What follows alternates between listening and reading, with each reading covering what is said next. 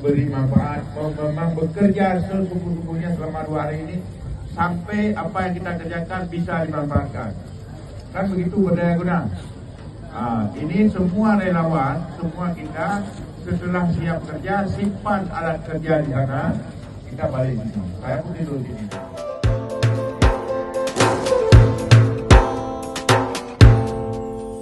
Budaya